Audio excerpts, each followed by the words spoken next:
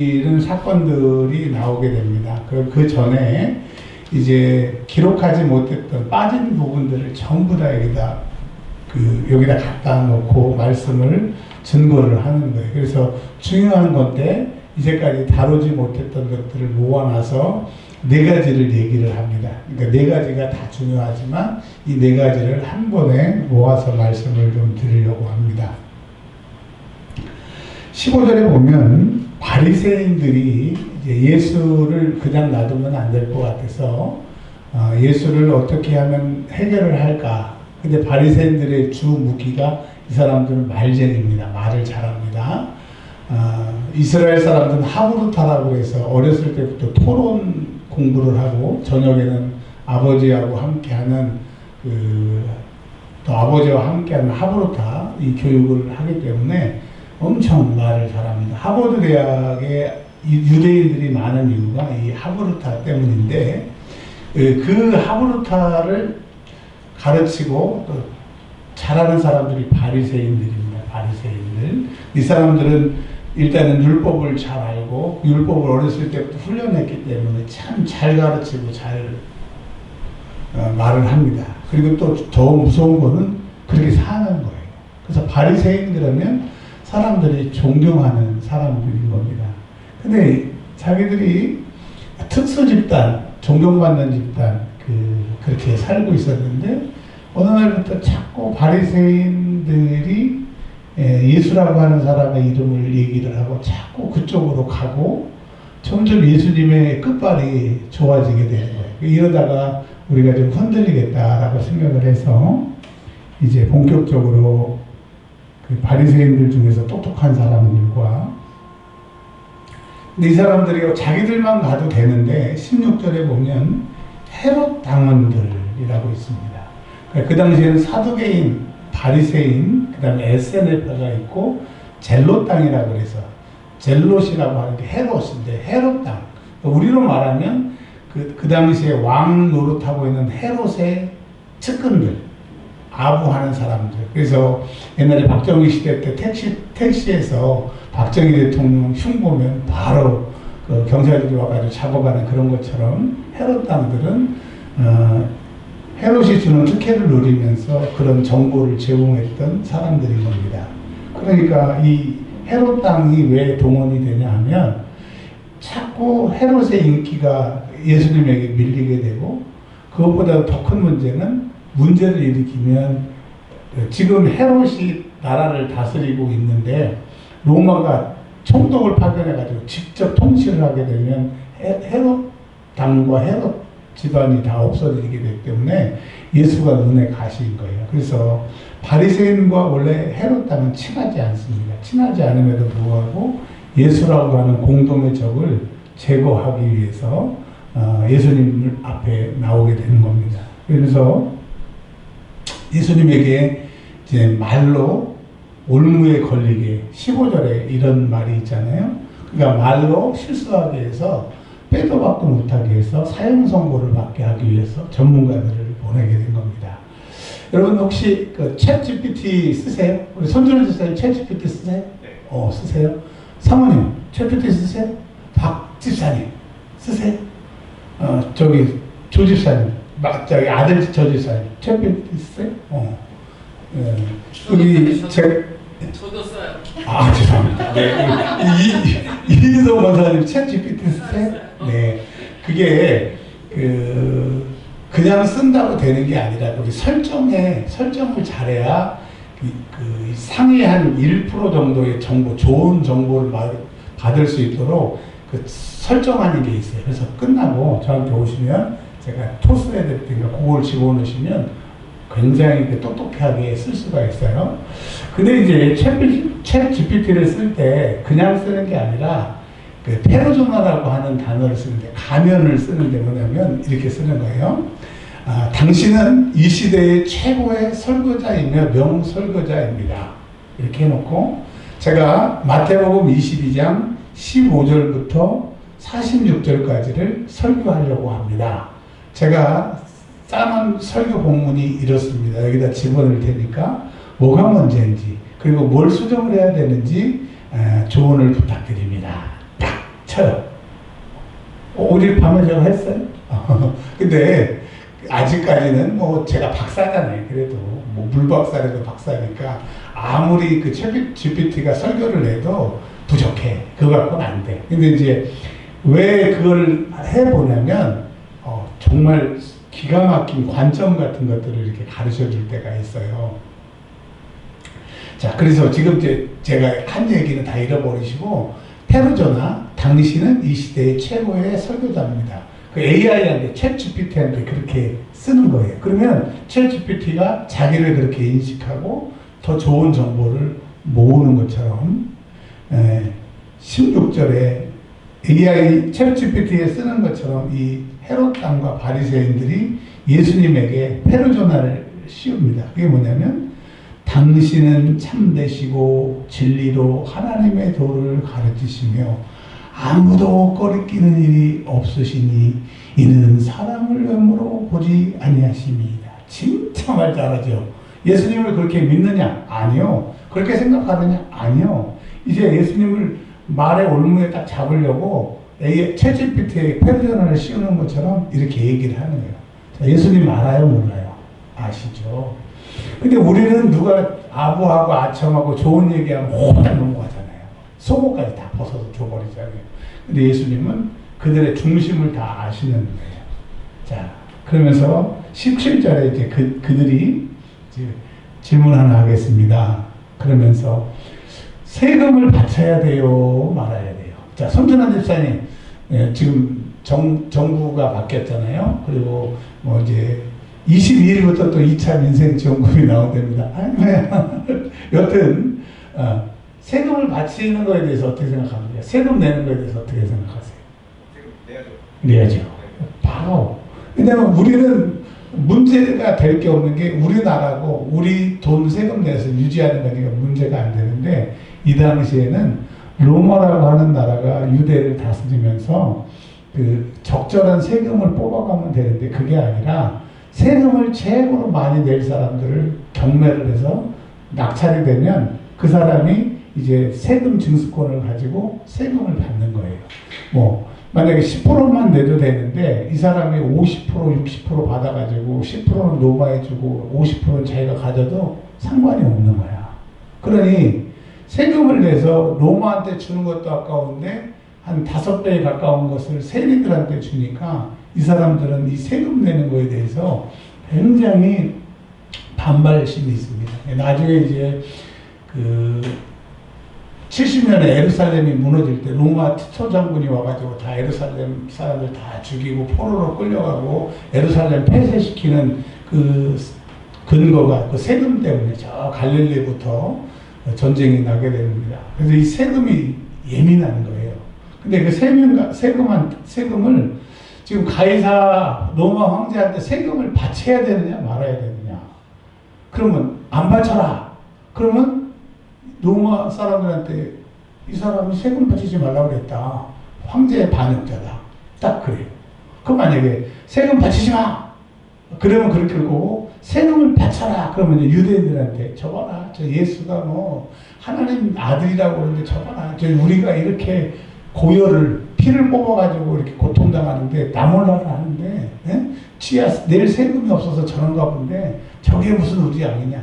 그러니까 이래도 죽고 저래도 죽고 이 사람들이 얼마나 연구해가지고 이래도 죽고 저래도 죽고 그걸 갖고 온 거예요. 그러니까 여러분 이 얘기는 뭘 얘기를 하냐면 예수님은 우리가 말로 예수님을 이길 수가 없다 이거예요. 이래도 죽고 저래도 죽는 것은 우리고 예수님이 18절에 딱 이렇게 얘기하세요. 16절에 그 페르조나 가면을 씌워가지고 당신은 이 시대의 최고의 설교자입니다. 막 이렇게 했는데도 주님이 왜 나를 시험하느냐. 딱 전곡을 찌르시는 거예요. 그러면서 이래도 안 되고 저래도 안 되는데 예수님이 야, 한 데나리온 갖고 와봐라. 그러면서 거기에 누구 초상화가 그려있냐? 그 카이사로 황제의 초상화가 그려져 있거든요. 로마의 동정이거든요. 그러면 이 하나님의 것은 하나님에게 또 가이사의 것은 가이사에게 바쳐라 이렇게 얘기를 했는데, 그럼 예수님이 이렇게 얘기하신 뜻이 뭐냐면 세금 너희 억지로 안 바치려고 하는데 막 잡아가고 뺏어가고 두들겨 패니까 억지로 막 감추고 깎고 해서 세금 바치지. 근데 너희가 지금 하나님께 하는 게 꼭 사랑한다고 말은 그럴듯하게 하면서도 안 드리려고 하고 껏수만 있으면 못 바치려고 하는 게 꼭 너희 지금 가이사에게 세금 바치는 거와 똑같다라고 하는 그 얘기를 하시는 거예요. 그래서 여러분, 너희가 로마 황제한테는 그렇게 바치더라도 하나님은 다 너희를 아시니까 진짜로 진심으로 하나님을 하나님 대접해라, 이 얘기인 겁니다.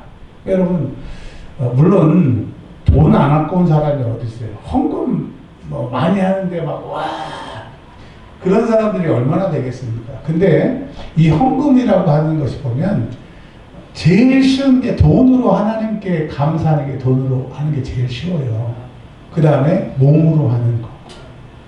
그래 여러분, 돈으로 하는 것마저도 못한다고 하면 그 사람의 신앙은 점검해 볼 필요가 있다는 거죠. 하나님은 드리는 것에 환장한 것이 아니라 진심으로 감사함으로 드리는 것. 그래서 두 가지 예화가 있잖아요. 그 두 랩돈의 그 과부가 헌금함에 헌금을 집어넣는데, 우리로 말하면 50원이 50원. 근데 예수님이 보고 감탄을 하셨어요. 이제까지 드린 사람 중에 최고로 많이 드렸다 이거예요. 돈 X가 아니라 그 여인의 마음, 진심, 감사함을 예수님이 보셨다고 하는 거예요. 그래서 여러분, 15절부터 22절까지는 뭐라고 말씀하시느냐? 진심으로 하나님께 감사함으로 드려라, 이렇게 얘기를 하고 계시고요. 그 다음에 이제 23절에 33절까지는 부활이라고 하는 얘기가 나옵니다. 근데 이 부활을 바리새인들이 와서 질문을 하면 괜찮아요. 이 사람들은 다 믿으니까. 근데 사두개인, 근데 여러분, 이 사두개인은 사독가인, 사독 집안의 아이들이라는 뜻인데, 이 사독은 어디까지 거슬러 올라가요? 다윗이 왕이 됐을 때 사독 집안과 아비아달 집안 제사장이 있었어요. 근데 아비아달이 그 압살롬 반역에 서가지고 폐위되고, 사독이 그때부터 독점해가지고 쭉 몇천년을 지금 해먹는 거예요. 그래서 지금 예수님 당시에도 지금 사독 집안에서 대제사장을 하는 거야. 자, 그러면 여러분, 제사장은 하나님 앞에 가장 신실해야 되고 하나님을 가장 알아야 되는데, 지금 이 사두개인들의 사람들이 정치적으로 힘은 가지고 있지만 이 사두개인들은 부활을 믿지 않습니다. 그 다음에 부활을 믿지 않고 천사도 믿지 않고 영도 믿지 않는 거예요. 어쩌다가 다윗과 함께 그 나라를 세웠던 그 신실한 사독 집안이 부활도 안 믿고 영도 안 믿고 천사도 안 믿고 그렇게 타락해가지고 정권만 잡고 있으니, 그게 이것을 통해서 뭘 얘기하는 거예요? 사두개인처럼 목사고 장로고 집사고 교회에 오래 다니는 거 자랑하지 말고 그 믿음을 보존하라, 이 얘기를 하고 계십니다. 저도 모르게 20살 때부터 이제 신학을 했기 때문에 지금까지 36년 신학을 했습니다. 그리고 교육자 생활은 34년을 했습니다. 그 분정동 포함해서. 그리고 목사 안수는 20년 받았습니다. 저는 이건 자랑했어요. 근데 이번에 흰돌산 집회에 가서 목사님이 그러시더라고요. 20년, 30년 된 걸 자랑하지 말고 네가 예수님의 종으로, 예수님의 사랑으로 만들어진 게 20년, 10년, 그거를 자랑해야지 네가 연수만 자랑하면 뭐냐. 맞더라고. 이제부터는 내가 몇 년 목회, 이게 아니라 내가 정말 예수님의 제자처럼 그렇게 사는 게 몇 해가 됐나, 그것을 자랑해야겠다. 그리고 결심하고 내려왔습니다.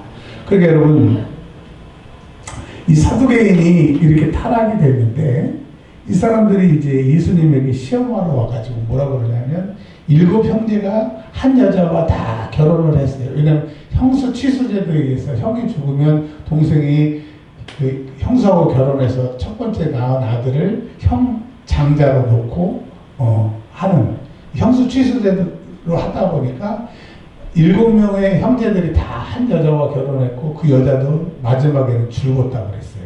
그러니까 큰 형, 둘째 형 전부 다 부인이었던 거죠. 그러면서 이제 부활한 다음에 누구랑 살아야 되고 누구 부인이에요 이렇게 물어보는 거예요. 그러니까 인간적으로 대답해보면 대답할 수가 없는 거죠. 다 부인인데. 근데 주님이 이렇게 얘기하셨어요. 부활을 너희가 오해한다. 부활이 여러분 다시 살아나는 게 부활이잖아요. 부활. 이게 부활과 같은 말이 부흥입니다. 부흥이 영어로 리바이벌이고 다시 살아나는 거예요. 그래서 우리는 부흥, 부활 그러면 다시 살아나는 것에 초점을 두는데 아니요. 부활하면 우리는 이제 영원히 죽지 않는 것에 포커스를 두는데 영원히 죽지 않고 이제까지는 유한한 인생에 나를 위해서 살았지만 그러다 보니까 고통 속에 살았지만 예수 믿고 죽은 사람은 부활하게 되는데 부활한 다음에는 장가도 아니 가고 시집도 아니 가고 천사들처럼 산다고 그랬어요. 천사들처럼 산다고 하는 얘기는 요한계시록에 찾아보고 이사야에 찾아보고 예레미야에 찾아보면 하나님을 예배하는 예배자가 되는 거예요. 그래서 부활하면 부활의 목적이 하나님을 예배하는 예배자로 영원히 살기 위해서 부활하는 거지 옛날에 사망이나 고통이나 아픈 것이 없다고 해서 그게 육신의 그 행복의 연장을 위한 것이 아니라 이제 부활하게 되면 삶의 목적이 달라진다고 하는 거예요. 이 얘기를 하고 있어요. 아멘. 그러니까 부활하면 이제 우리는 주님을 영원히 예배하는 예배자로 산다. 그게 포커스지 우리가 다시는 죽지 않는다의 포커스 또 우리가 행복하게 산다. 그게 포커스가 아니라고 하는 얘기입니다. 여러분 꼭 기억하시기를 바라요. 빨리 할게요. 두 가지. 34절에서 40절에 또 이 바리새인들이 아까 예수님한테 이기려고 했는데 졌잖아요. 그러니까 자존심 상하니까 한 번 더 예수님을 이겨보려고 이제 와가지고 34절에 물어봅니다. 뭐라고 물어보냐면 제일 큰 계명이 뭡니까? 제일 큰 계명이 뭡니까? 그랬더니 예수님께서 37절에 너희 하나님을 사랑하라고 얘기하세요.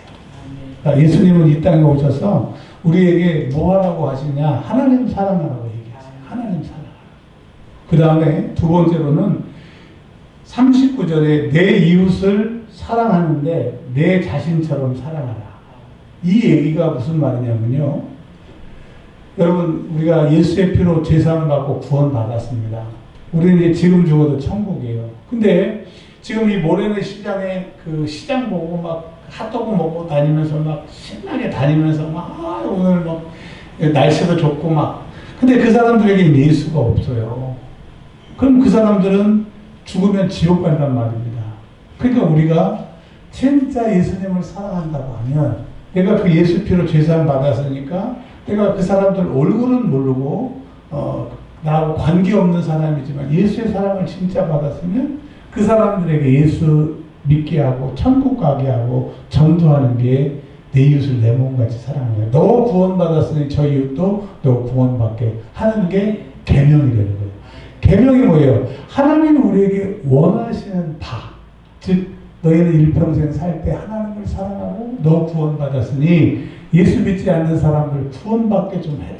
그래서 여러분 우리가 9월 28일 날 새가족 초탄잔치에 우리가 이렇게 전도하려고 그 액션을 취하는 것은 제가 말씀드렸잖아요. 제가 우리 이 동네 앞을 우리 상가 앞을 지나가면서 교육청을 한참 쳐다봤어요. 제가 쳐다보니까 지나가는 사람들이 돌 떨어진 줄 알고 계속 쳐다봐서 아무것도 없으니까 그냥 가더라고. 그래서 내가 속으로 나는 우리 교회 쳐다보고 있는데 다른 사람들은 제가 쳐다보다가 아무것도 없으니까 가더라고요. 근데 제가 제 속에서 야 내가 목사가 아니고 지나가는 사람인데 교회를 찾는 사람이라면 우선순위의 1순위는 아니겠다. 한 10번이나 12번째 돌아다니다가 한 12번째로 오겠다. 그러니까 여러분 우리가 내놓을 만한 게 없어요. 내세울 만한 게 없어요. 근데 걱정할 것이 없는 것은 이 주변에 교회가 많지만 예수 없는 교회가 많다? 우리 교회에 진짜 예수가 있으면 12번째 순이었던 곳에 와서 예배를 드려보면 생명이 있기 때문에, 예수가 있기 때문에 이것은 부흥하게 되는 겁니다. 그래서 여러분, 이제까지는 목회를 제가 육신의 힘으로, 육신의 실력으로 해보려고 했어요. 근데 잘 될 수가 없고, 저뿐만 아니라 모든 목사님들이 10년, 20년 하면 탈진하더라고요. 왜? 그 원리가 영적인 것은 절대로 육적인 것으로 못 끌고 나가. 그래서 이 영적인 것은 영적인 힘이 있어야, 즉 영역이 있으면 끌고 나가기 때문에, 영역이 생기는 것은 기도밖에 없고 말씀 읽는 것밖에 없기 때문에 거기에 지금 전무하려고 하는 겁니다. 그래서 여러분, 뭐 상가교회면 어떻고 숫자가 뭐 적으면 어떻고 걱정하지 마세요. 우리 안에 예수만 있으면 소문이 납니다. 아멘. 그리고 제가 이 시장에 전도하러 이렇게 다니는 목사님들, 성도들 이렇게 보잖아요. 무슨 아이템을 가지고 또 어떻게 복장을 하고 또 어떻게 하고 이렇게 본단 말입니다. 보는데 너희 교회는 차별화 전략을 써라. 차별화 전략은 이거다. 토요일날 가르쳐 주시더라고요. 그래서 제가 생각을 주셔서 바로 신청해서 이제 내일쯤 그게 올 건데, 여러분, 우리는 다른 교회가 없는 게 있다. 이제 다음 주에 오시면 알게 돼요. 그래서 너무 지금의 그 속상해하지 마세요. 우리에게는 예수 생명이 있고, 우리에게는 그 부활의 능력이 있기 때문에 될 거예요. 아멘. 자, 이게 그 부활의 가르침입니다. 부활은 주를 위해서 사는 그 세상인 거죠. 이제 마지막, 우리가 지금 이제 그 34절부터 40절까지 하나님 사랑하고 전도하라고 하는 얘기를 하셨고요. 41절과 46절이 좀 이해가 안 됐어요. 이건 없어도 되지 않나? 이게 왜 들어가 있나? 그랬었는데, 바리새인들이 하도 또 예수님을 괴롭히니까 말도 안 되는 거로, 자기들이 진짜로 율법을 안다고 하면 하나님의 아들 예수님이 오셨으니까 그분을 믿어야 되는데, 하나님을 안다는 놈들이 예수를 핍박하니까 예수님이 41절에 쐐기를 놓는 거예요. 그게 뭐냐면, 너희가 그렇게 좋아하는 다윗, 왜 다윗 좋아하죠? 근데 다윗이 그리스도를 주라고 그랬으니까 어떻게 그리스도가 다윗의 자손이 되겠느냐. 이 말에 멘붕이에요. 자기들이 율법을 잘한 줄 알았는데 예수님의 이 지혜와 말씀에 할 말이 없는 거예요. 그래서 그 다음부터는 46절, 이게 결론이에요. 시작. 한마디도 능히 대답하는 자가 없고 그날부터 감히 그에게 묻는 자도 없더라. 이제 바리새인 사두개인들이 예수님 쫓아다니면서 말로 못합니다. 이제 안 돼. 그러니까 말로 안 되면 어떻게 돼요? 이 남자 여자나 뭐 남자 남자끼리 싸우다가 말로 안 되면 어떻게 돼요? 죽이는 거죠. 이게 이렇게 되는 거구나. 그래서 말로 하다 안 되니까 이제 말로는 안 되고 이렇게 하는 얘기가 그 24절부터 나오게 될 텐데, 24절은 예수님이 이제 바리새인 사두개인들을 막 싸잡아갖고 화이선절, 바리새인들이에요. 화이선절 설교한들이에요. 그러니까 예수를 그런 식으로 믿으면 안 된다. 이제 그 얘기가 23절에 나오고, 이제 24절부터는 이 얘기가 나오게 됩니다. 자, 결론은 그렇습니다. 요약하자 보면, 하나님 앞에 인색함으로 드리지 마시기를 바랍니다. 그리고 우리가 부활하게 될 텐데, 부활하고 후에는 천사들처럼 하나님을 예배하는 자로 살게 될 것이고요. 그 다음에 하나님께서 우리에게 원하시는 바, 너희들 이렇게 살아라 명령은 하나님을 사랑하세요. 제발 좀 하나님 사랑하세요. 아멘. 말로만 사랑하지 말고 진짜로 하나님 사랑하세요.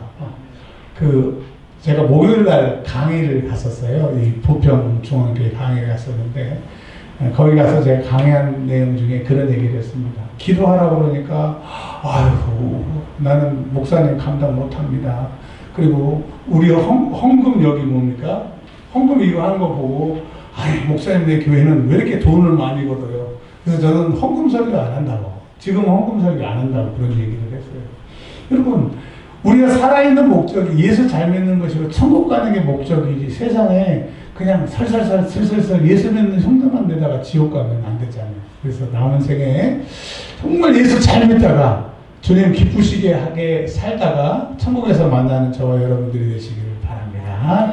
이제는 우리 구주 예수 그리스도의 은혜와 아버지 하나님의 크신 사랑하심과 성령님 내리교통으로 충만케 하시니 오직 내가 예수를 잘 믿음으로 또 하나님 앞에 인색함이 아니라 기쁜 마음으로 드리며 부활의 의미가 주님을 영원히 예배하는 자로 사는 것이라고 하는 것을 깨닫고 또 하나님을 사랑하며 이웃에게 전도하라고 하는 것이 주님의 영역인 것을 깨닫고 돌아가는 주의 백성들 머리 위에 이제부터 영원토록 함께 하시기를 우리 구주 예수 그리스도의 이름으로 축원하옵나이다.